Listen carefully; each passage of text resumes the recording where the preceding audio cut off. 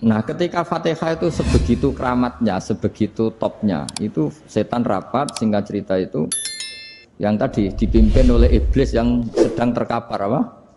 Terus tali obatnya nggak ada, cuma dia shock karena ada surat yang turun yang melafatkan itu pasti selamat dari apa? Neraka. Nah ini gimana saran Anda? Terus sarannya adalah bikin orang-orang itu lupa, tidak baca Fatihah. Nah ini rapatnya iblis. Idhabu wajtahidu hatta tufilu qulubahum hatta la yaqulu hadis surah. Kala yuksiru qira'ataha wa la yakunu lahum ajrun wa thawabun bal yakunu lahum adzabun wa iqabun. Kemudian yang terakhir saya beri ijazah tentang Al-Fatihah ya, karena ini surat yang populer. Kalau saya ijazahi Quran 30 juz pasti sampean nggak hafal. Atau ijazah surat Baqarah. Kalau mau Baqarah mau. Ijazahi surat Baqarah mau 2 juz setengah. Mau Mas Asep? Ya Fatihah aja yang gampang ya. Nah, udah. Ya kulhu Fatihah ini paket ringan ini. Tapi pahalanya apa? Besar. Ini beda ya, artinya selama ini mungkin Anda baca tapi monoton ya. Tapi ini saya bacakan teks aslinya tentang istilahnya itu mazaya itu kelebihannya Fatihah. Saya baca Arabnya dulu, nanti ini terakhir ya, ijazah tadi kan saran-saran umum tentang sosial. Ya, pokoknya jadikan kebaikan itu punya nilai sosial yang baik lah. Jadi nanti orang yang nggak amanah nggak laku, ya calon bupati, gubernur, presiden yang nggak amanah juga nggak laku. Begitu juga kiai yang tidak amanah juga nggak laku, suami yang nggak amanah juga nggak laku, istri yang nggak amanah juga. Sehingga kebaikan ini jadi nilai sosial yang dalam tanda kutip sudah keniscayaan. Yang diinginkan Allah itu seperti itu, bukan kebaikan yang dipaksakan karena kekuatan negara. Maksudnya kalau bisa kebaikan itu tidak usah dipaksakan. Memang satu apa ya, sudah satu kebutuhan. Kayak cerita-cerita di negara maju itu, bahkan apapun jatuh itu nggak ada yang ngambil apa itu. Makanya gambarannya Mekah Medina kan gitu kan, barang jatuh nggak ada yang berani apa ngambil. Itu saking sudah jadi sistem. Sehingga banyak negara di Eropa itu yang sampai nggak punya tentara, nggak punya polisi karena kebaikan itu sudah. Nah kita kan masih capek, polisinya aja capek apalagi masyarakatnya, karena ya apa ya, kebaikan itu belum jadi nilai apa bersama. Nah kita selain ditopang negara, ada polisi, ada tentara, itu kita usahakan kebaikan itu jadi nilai apa bersama. Tadi wa'tamiru bainakum bima'ruf. Dan kita punya reputasi yang bagus dalam bab ini. Saya masih ingat kecil saya itu yang jilbaban hanya keluarga kiai. Sekarang rata-rata masyarakat itu jilbaban. Dulu yang sekolah SMP, SMA itu jilbaban kadang dulu malah dilarang ya, harus sama seperti itu seragamnya. Sekarang sudah boleh dan nyaman. Lama-lama yang dapat simpatik ya yang pakai pakaian model tertutup seperti itu. Lama-lama gamane cara wong golek mantu ya golek yang seperti itu daripada yang blodor. Lama-lama jadi nilai bersama. Ya ingin saya seperti itulah. Di terminal juga sama. Orang mau makan cari warung yang kelihatan ada ayat kursinya, pakai jilbab, atau paling enggak dia nggak mungkin lah nyuguhkan yang tiren atau yang haram. Akan ada garansi sosial, ada apa? Ada garansi apa? Sosial dengan penampilan yang soleh itu kan, masa iya nyuguhkan oplosan babi gitu misalnya itu. Jadi nilai sosial itu harus, ya tadi harus benar-benar jadi nilai. Sehingga negara biar gak capek-capek. Polisi juga gak capek kan, karena tugasnya corong Jawa mau ngawat-ngawati tok, tapi sudah tidak perlu tegang karena kebaikan sudah jadi nilai apa bersama. Ya, ingat-ingat ya ayatnya tadi, wa'tamiru bainakum bima'ruf. Jadi kebaikan itu harus jadi nilai bersama. Iktimar itu menjadi urusan bersama. Makanya kalau kita rapat besar disebut apa? Muktamar. Muktamar itu urusan bersama.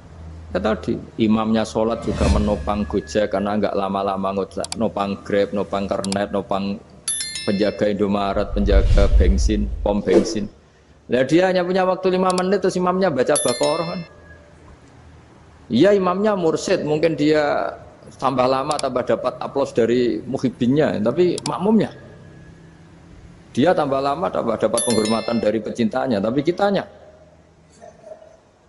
wah khusyuk wali kan dia dapat status naik lah, kita yang sudah tidak ikut jadi wali diganggu apa pekerjaannya. Kalau ada imam seperti itu sampai mufarokoh saja, niat ya Allah sampai sini saja saya makmum orang itu, silakan orang itu punya urusan sendiri dengan jenengan ya sudah, atau salib saja apa. Nah, itu boleh kalau dalam fikih namanya apa, mufarokoh. Mufarokoh itu niat, tapi kamu jangan langsung selonong mufarokoh, niat dulu pamit sama Allah bahwa sekarang mau mufarokoh. Ya, tapi ya jadi sholat yang aneh kan, imamnya masih rukuk, kamu terus sujud, terus apa-apa selesai ya. Mungkin dalam pandangan itu orang lain ini maksudnya makmum gimana ini kok begini. Tapi sudahlah Allah Maha tahu. Insya Allah dimaklumi. Ya saya baca tentang Fatihah ya, karena sampean pasti sering baca Fatihah. Supaya apa sekaligus jadi jimat lah gitu. Jadi kalau kamu sering di jalan-jalan yang mungkin sepi atau mungkin kan tidak semua teman Grab itu nasibnya bagus yang di Semarang Jogja. Mungkin yang di Kalimantan di Papua kan ada yang 10 kilo gak ketemu rumah, ya kan? Ya lihat di TV-TV itu kan kasihan kan.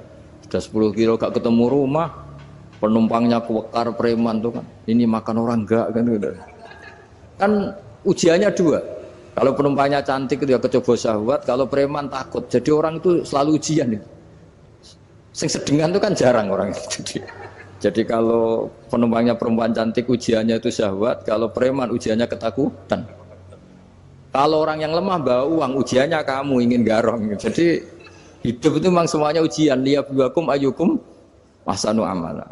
Makanya saya sering ditanya oleh teman-teman, Gus, nah ujiannya kenal wong wedok elek piye sama? Kenal wong ayu ujiannya syahwat, kenal wong elek ujiannya ngenyek, itu sama-sama dosa. Syahwat ya dosa, ngenyek juga dosa. Welek keriting untune metu ya dosa ngomong gitu. Kadang-kadang orang berpikir enak kancanan wong elek gak dosa. Kata siapa kancanan wong elek itu ya dosa karena bawaannya ngenyek. Ngenyek itu menyepelekan itu. Makanya saya itu ya nggak mau berteman sampean. Nanti kan bawaannya ngenyek atau seneng ya enggak tahu.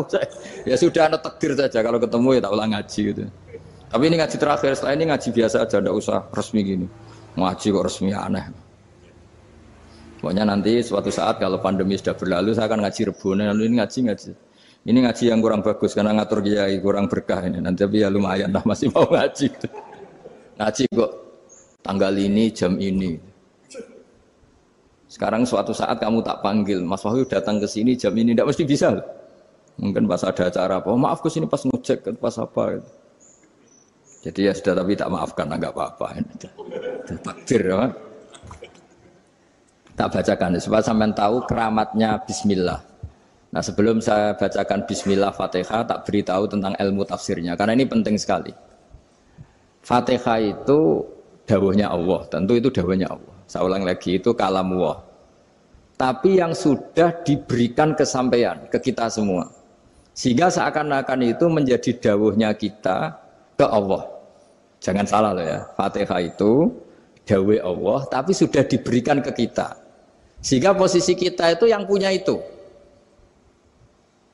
Nah kenapa ini perlu dijelaskan? Karena nanti ada kalimat iyyaka na'budu wa iyyaka nasta'in. Kalau itu masih kalam Allah, berarti Allah ngomong ke kamu, ngendikan ke kamu, kepadamu aku menyembah. Masa Allah menyembah kamu?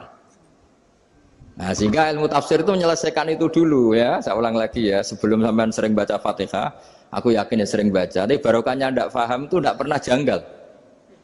Enggak paham itu ya penting supaya ada iskal, enggak janggal. Sebetulnya di kalimat itu ada yang janggal. Kalau Fatihah itu kalimatnya Allah atau kalam Allah, bagaimana dengan kata-kata iyyaka na'budu? Masa Allah ngendikan ke kita, kepadamu kami menyembah. Masa Allah menyembah kita? Maka penyelesaiannya secara ilmu tafsir gimana? Semua ulama mengatakan, bukan satu dua, semuanya mengatakan di Fatihah itu semuanya diberi kawalan kalimat. Saya ulang lagi ya, di Fatihah itu semuanya diberi awalan kalimat qulu, katakan wahai hambaku begini. Ya, katakan wahai hambaku begini. Nah, begini ini pelajaran dari Allah yang sudah diberikan ke kita. Terus kita mengatakan bismillahirrahmanirrahim, alhamdulillahirabbil, termasuk kita mengatakan iyyaka na'budu wa iyyaka nasta'in. Jangan bayangkan Allah ngendikan ke kita. Kalau Allah ngendikan kita berarti gini, Hei wahyu, ihdinas siratal mustaqim, tunjukkan saya jalan yang benar. Nah nanti kamu terus, ya Allah, Anda aja minta tolong saya minta tolong siapa kan? Jadi panjang kan? Ya, saya ulang lagi ya. Jadi itu di Ulumul Quran diterangkan gimana? Sebelum baca Fatihah, ya. Fatihah itu kalamullah, ngendikane Allah, tapi yang sudah diajarkan ke kita dan sudah milik kita. Sehingga kalimat itu menjadi milik kita. Tapi ya kalamullah, tetap kalamullah, tapi sudah menjadi milik kita. Udah paham ya? Ya pinter naon. Ya, karena kalau tanpa penjelasan seperti ini Anda akan iskal. Bagaimana Allah iskal itu janggal, bagaimana Allah mengatakan iya karena butuh. Kan jadi aneh ya? Ya, jadi tak jelaskan secara ilmiah ya. Jadi kata ulama-ulama tafsir, ayat-ayat Quran seperti ini sebetulnya dimulai dari qulu apa? Meskipun enggak dilafatkan. Itu kan sama dengan qul huwallahu ahad Muhammad, katakan kalau Tuhan itu satu. Ya namanya Quran itu kan kalam Allah, membina nabinya, membina umatnya. Makanya dikatakan atau enggak, di sini tersembunyi kata qulu, katakan. Ya. Jadi ya ibarat apa itu? Kamu ngajari anak kamu lah. Le, panggil jenengan bapak kula. Itu maksudnya anak itu, kalimat itu kalimat kamu, tapi kamu ajarkan ke anak kamu. Terus anak kamu bilang, Pak jenengan bapak kulo. Nah, ketika kamu mengatakan jenengan, bukan kamu mengatakan jenengan anakku, berarti anakmu itu bapakmu, kan lucu kan? Anak kamu ajari jenengan bapak kulo. Kamu, engkau, bapak saya. Terus anak kamu mengulang, jenengan atau kamu bapak saya. Berarti itu kalimat yang kamu ajarkan, tapi sekarang sudah milik anak kamu. Kalau itu kalimat kamu kan lucu, masa anak kamu bilang bapak. Nah itu seperti itu. Jadi ulama memberi solusi atau jawaban iya karena abudu. Iya itu sebelumnya ada kata-kata kulu, katakan wahai hambaku, hubungan kamu dengan saya adalah katakan iya karena abudu, wa iya karena nasta'in. Terus hubungan kamu dengan saya katakan juga dalam doamu ihdinas siratal mustaqim. Jelas ya, jadi itu kalam Allah yang sudah milik kita karena diajarkan Allah untuk kita. Dong ya? Ya dong, gak jelas gak. Tapi bagus gak jelas itu bagus. Kalau kamu jelas gak jadi digrab, jadi gubernur. Min azimi fadliha kasratu asma'iha wa fadail ukhra. Ini cerita dramatisnya surat Al-Fatihah. Qala Abu Hurairah radhiyallahu anhu inna iblisa ranna khina unsitat Al-Fatihah. Jadi iblis itu begitu kesakitan. Ini kitab Abu Abul Farad karangannya Syed Muhammad Alawi, juga kutipan dari beberapa kitab. Yang jelas beliau sendiri juga ngutip dari beberapa riwayat di beberapa hadis. Halaman 123. Ketika Fatihah turun itu iblis kesakitan. Kayak orang sakit gigi lah, tersiksa sisanya karena turunnya surat apa? Al-Fatihah. Artinya kalau Anda baca Fatihah dijiwai, maka Anda melemahkan setan, melemahkan iblis. Wa qala Mujahid, khina unzilat Fatihatul Kitab ronna fastama indahu asyayatin. Jadi ketika Fatihah itu turun, iblis itu terkapar lah kira-kira. Sampai dijenguk banyak setan. Jadi kemana di ICU lah kira-kira gitu kalau sekarang itu. Entah COVID entah enggak tahu. Pokoknya di ICU sampai dijenguk banyak setan. Enggak tahu bawa apa enggak tahu. Pokoknya dijenguk banyak setan. Nah yang nyangoni karena ini apa? Ketuanya apa? Pingsan, sakit. Jadi iblis itu sakit sampai dijenguk anak buahnya setan-setan. Ya semoga kalian semua tidak kenal setan. Kalau kenal berarti teman apa? Wa qalu misla dzalik wa qala lahum laisa mimma taquluna syai'un walakin unzilat suratun laisa ajru qailiha illa an harrama alaihi nar jahannam. Saya ini bukan sakit fisik kata iblis. Kamu tidak usah jenguk saya, datangkan dokter terbaik, tidak usah. Saya ini tidak sakit fisik. Saya ini sakit karena ada surat yang diturunkan, yang pahala yang melafatkan surat itu pasti selamat dari neraka. Padahal misi terbesar saya ini supaya manusia masuk neraka. Sekarang punya tamengnya. Wah pusing kan? Ya seperti orang lah goda sampean ternyata sampean setia itu kan pusing. Nah ternyata tidak setia itu yang akhirnya ribet kan itu. Jadi iblis itu cita-cita terbesarnya kan semua orang itu masuk neraka. Nah sekarang turun satu surat yang gara-gara surat itu siapapun yang baca dijamin selamat dari neraka. Jadi walakin unzilat suratun laisa ajru qailiha illa an harramallahu alaihi nar jahannam. Karena jadi dia shock lah kalau orang di Jawa itu bilang shock. Aduh sial nasib saya ini umat nggak bisa saya goda lagi karena punya tamengnya tadi punya. Qad batala kaidukum wa makrukum. Rekayasa kalian sekarang itu tidak ada gunanya semua. Nah, ini alhamdulillah di Indonesia kelihatan kan banyak yang miskin, banyak yang susah. Tapi selagi mereka masih sholat, itu keinginan mencari halal itu masih tinggi. Kayak apa kita di tengah kota, jauh dari anak istri, jauh dari tetangga. Biasanya kalau orang jauh dari anak istri, tetangga kan sakar PDW. Tapi yang soleh masih banyak, sudah jauh dari keluarga tetap lurus. Loh, kalau yang dekat lurus kan wajar, konangan wong akeh kan. Ini sudah jauh masih lurus. Nah ini nggak lepas dari barokahnya surat apa? Surat Fatihah tadi. Jadi karena ada surat yang menjamin pelafalnya atau qailiha terbebas dari api neraka. Wa qalat as-sayatinu lahu is ayyusai'in ta'muruna ya maulana. Faqala lahum idhabu wajtahidu hatta tukhfilu qulubahum hatta la yaqulu hadhihi surah. Lalu kita gimana? Jari para setan gitu. Lalu kita gimana? Terus kata iblis, sudah bikin mereka lupa sehingga tidak baca lagi. Selagi masih baca kita pasti keok. Jadi kalau sampean sudah jarang baca Fatihah itu berarti sudah bagian dari kemenangan apa? Iblis. Jadi kalau sampean sudah jarang baca Fatihah itu berarti bagian dari kekalahan Anda, kemenangan iblis. Masih sering baca? Berapa kali? Terus apa lagi?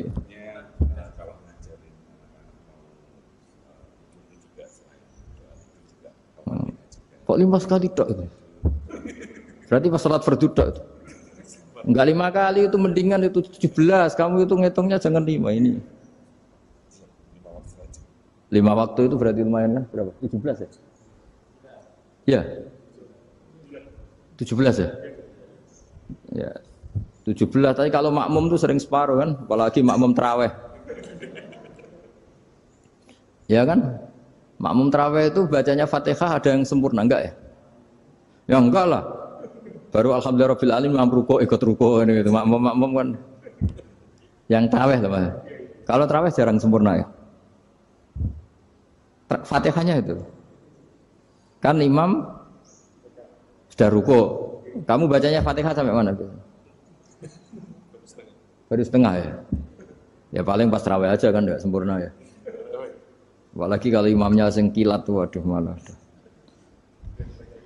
Nah, ketika Fatihah itu sebegitu keramatnya, sebegitu topnya, itu setan rapat singkat cerita itu yang tadi dipimpin oleh iblis yang sedang terkapar apa?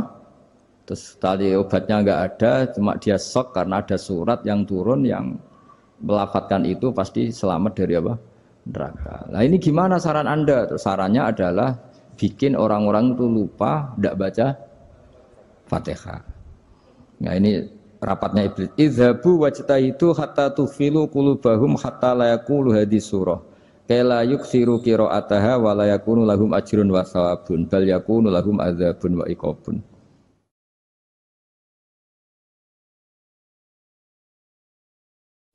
Jadi saya mohon selama ini Anda sudah baca, tapi mungkin hanya rutin saja. Napa rutin saja? Jadi barokahnya ngaji ini kamu punya kekuatan atau punya semangat membaca karena ini surat yang luar biasa. Ibarat gini, kalau sampean tanya, saya juga sering mikir, masa Gus hanya surat kok punya kekuatan seperti itu?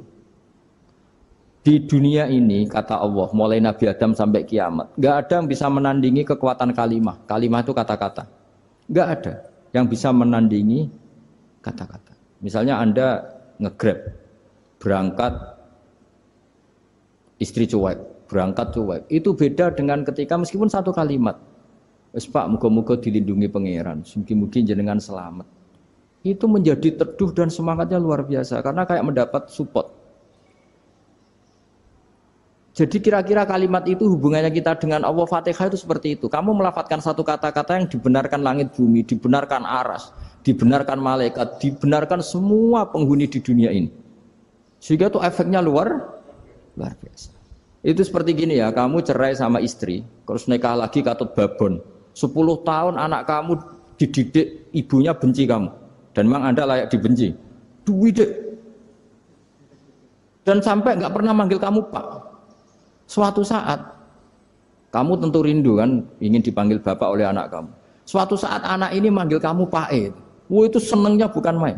Hanya sebuah kata-kata. Makanya kadang-kadang orang itu tanya sama kiai, ijazah lafadz ini gunanya apa sih? Itu ijazah-ijazah itu untaian kata-kata. Yang kata-kata ini dibenarkan langit dan bumi dan aras dan para malaikat sehingga efeknya itu luar. Nah ibarat seperti itulah. Kamu melafadzkan Fatihah itu melafadzkan kata-kata yang dibenarkan Allah dan Rasul dan semua malaikat, semua penghuni langit. Maka ini efeknya pasti luar. Nah di sini lah orang-orang dulu itu tahu keramatnya itu sehingga ketika melawan Belanda, melawan Jepang dulu itu kalimat-kalimat itu menjadi mantra yang luar biasa. Doa lah, doa yang luar biasa. Tapi di era modern karena orang sudah tidak ngerti itu, dianggap itu mantra, jimat, khurafat, bid'ah, waduh ribet meneh malah. Sebetulnya tidak seperti itu. Memang kata-kata ini kekuatannya luar biasa. Sama kesakitan hati kamu juga karena itu. Ngojek wangilan. Lha Pak di bojo kok kowe gagah tok kere. Wah, iku seling terus mesti. Padahal kalimat itu kan tidak melukai secara fisik, tapi apa kerjanya sesuk sarah-sarasen. Karena terus dengan pengadilan seperti itu kan, ngapain kerja demi perempuan yang seperti ini? Lagi-lagi kata-kata ini luar. Nah bayangkan kalau kata-kata itu adalah kalimat yang diajarkan Allah lewat Rasulnya, lewat malaikat Jibril. Kayak apa kekuatannya? Nah, kira-kira Fatihah itu gitu. Kalimat yang baik, kalimat thayyibah diajarkan oleh Allah dan Rasul, kayak apa kira-kira kekuatannya? Pasti luar biasa. Wong support yang dikatakan istri kita, anak kita aja luar biasa, apalagi ini support yang diajarkan Allah dan Rasul. Ya makanya saya mohon kalau baca Fatihah, baca kalimat-kalimat thayyibah ketika sholat itu dijiwai. Ya misalnya Rabbana lakal hamdu mil'us samawati wa mil'ul ardi wa mil'u ma syi'ta min syai'im. Engkau zat yang layak dipuji dan pujian ini memenuhi langit dan bumi. Karena kita tahu nggak ada sejengkal di alam raya ini kecuali di situ ada rahmat Allah. Misalnya kamu bisa lewat sampai rumah saya, kamu mungkin anggap biasa saja. Coba kalau ngalami likuifaksi, tahu-tahu bumi ini ambles, bisa ngelewati yang likuifaksi itu luar. Tanyakan orang pernah ngalami likuifaksi di Sulawesi, itu melihat bumi bisa diinjak gak ambles itu, wah luar. Dan sama nggak ngalami itu sehingga lewat bumi ya biasa aja. Coba kalau ngalami seperti tidur, ya biasa aja. Coba kalau ada gempa, bahwa bumi tenang ini sudah nikmat yang luar biasa. Masa kamu ngakui nikmat nunggu digituin? Ya kan? Nah, makanya baca Fatihah dijiwai lah, bahwa ini kalimat yang luar biasa. Nah, saya teruskan ya. Warwa Muslimun fi sahihihi an Ibnu Abbas radhiyallahu anhuma annahu qala bainama Jibril alaihi salam qaidun dan Nabi sami anaqidan min fawqih farafa'a ra'sahu faqala hadza babun minas sama futihal yawma lam yuftah qaddu ilal yaum fanazala minhu malakun faqala hadza malakun nazza ilal ardi wa lam yanzil qaddu ilal yauma fasallim waqal absyir binuraini qad uti tahuma lam yu'tahuma nabiyyun qablak Fatihatul kitab wa khawatimu suratil baqarah. Jadi suatu saat Jibril ini jagongan kira-kira gitu sama Rasulullah. Tahu-tahu langit itu gemuruh. Karena langit gemuruh kata Jibril terus semuanya ngangkat kepala ke langit. Ini pintu langit baru ini dibuka, yang sebelumnya tidak pernah dibuka seperti ini. Turunlah malaikat, yang malaikat ini pun malaikat spesial yang enggak malaikat murahan lah kira-kira gitu, yang nggak pernah turun ke bumi kecuali juga saat itu dengan penyambutan yang luar biasa, dengan semuanya tidak pernah terjadi hanya karena surat Fatihah. Jadi ini surat yang luar biasa, pengawalannya lewat malaikat yang spesial, nggak pernah turun di bumi kecuali saat itu, penyambutannya juga nggak pernah seperti itu, baru seperti itu. Jadi semuanya itu spesial. Nah, kenapa ini spesial? Karena di situ ada isi puja-puji kepada Allah Subhanahu wa ta'ala. Ada ikrar kita, alhamdulillahirabbil alamin, arrahmanir rahim. Ikrar ini penting. Kalau contoh paling gampang gitulah. Kamu punya istri selama ini cerewet terus. Suatu saat ngomong, Pak, tak angen-angen ra ono wong lanang koyo sampeyan. Wah, itu langsung tidak ada lelaki sebaik engkau. Itu sama senengnya, masya Allah. Karena ada ikrar dari seorang istri ke kamu. Nah, bayangkan kalau ikrar kita sebagai hamba diakui oleh Allah Subhanahu, maka ikrar ini akan dicatat sebagai kebaikan kita yang kita panen nanti di akhirat. Karena ada ikrar. Kita ikrar bahwa alhamdulillah rabbil alamin. Kita ikrar ar-rahmanir rahim. Kita ikrar maliki yaumiddin. Kita ikrar iyyaka na'budu wa iyyaka nasta'in. Sampean misalnya jadi orang Indonesia, ketemu orang Indonesia yang makmur di Jerman, terus lupa Indonesia. Kamu orang Indonesia? Enggak, saya enggak orang Indonesia. Mangkel gak kira-kira? Mangkel. Karena salah ikrar kan gitu. Ya, jadi saya mohon jangan anggap kalimat itu hal yang biasa, tapi luar biasa. Nggih, ngoten mawon. Assalamualaikum warahmatullahi wabarakatuh.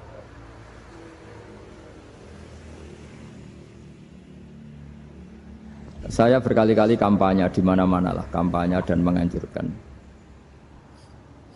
Di antara catatan dalam Suhufi Ibrahim wa Musa kan ada kan di Quran itu yang dinamakan lampiran-lampiran wasiatnya Nabi Ibrahim dan Nabi apa? Musa. Itu di antara catatannya begini. Orang yang punya akal itu adalah orang yang bisa menikmati sesuatu yang baik. Misalnya gini, contoh gampang gini.